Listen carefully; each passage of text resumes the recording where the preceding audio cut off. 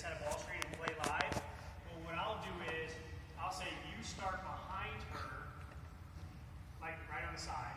Yep. And you come off, and now we play 3-on-3, where it's live once she uses the screen. Because the problem is, most of the time when we do this, say you have the ball, say you're guarding me normal. Guard me normal real quick. I'm going to take your spot. Come up and set a screen for me real quick. I come off, you get through. Now, you just end up playing 3-on-3. Whereas what we want to work on is ball screen reads. And so what I do is I put this girl behind. Now we use a screen, come up and set the screen. Because now when I come off, now I can work on, do I wrap? Do I go out this way? When you roll, roll. Now you can work on bump the girl right there and lift up high. So now I work on, do I hit there? Do I hit there? So what I do is I always put one defender at a disadvantage and then play off of that. So if we're doing pin downs, for example, you got here, you're on defense. I want you defensively to be right here. So guard her like right back here. You be at the elbow. You guys be at the top of the key real quick. So you got the ball over right there. You're guard for normal. You're guard for normal now. You're here at the elbow. Now when you come and set this pin down screen, instead of not getting through, you're going to come set the screen. She's trailing already. When you come off, now you're going to have to help out a little bit. Now we've got this roll, or we've got pop. And so now that's what I would do. I would do a lot of 3-on-3 with a disadvantage so that you can really get the players good at understanding, is it a drive, is it a kick? And I think 3 is kind of an ideal number just because they get a ton of reps and they get that feel. And then you can add 4 or 5 and stuff like that. But that's what I would do. I think the biggest thing that I've realized, youth and middle school and high school players, even some college players, they just break down the action so quick that then it becomes just hoop. And then they go into their tendencies instead of really drilling out whatever you're working on. The way that I do a lot of my sessions now is, even with my pro guys, I'll go, like normally we do film beforehand, or I'll send it to them before.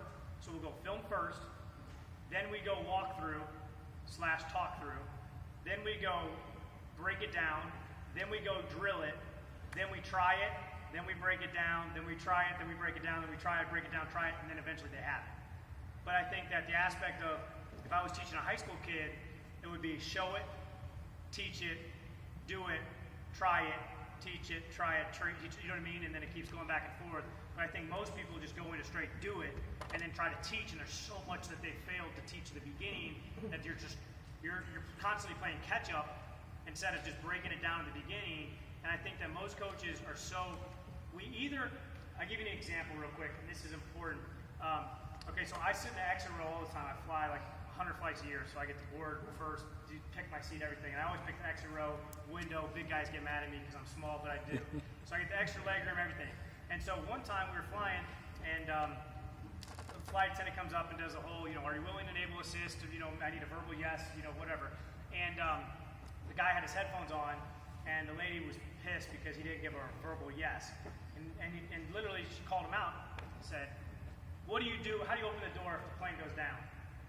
He looked at the window and was like, you just pull it open. And she's like, no, you have to pull up the plastic, turn this, turn the door, pull it in, and throw it out. She's like, thank God, I asked you, otherwise we've all been dead if we went down. Everybody on the plane's like, I hope this plane doesn't go down, you know what I mean? Like, but we're also like, damn, like, I sat next row 100 times, I had no idea.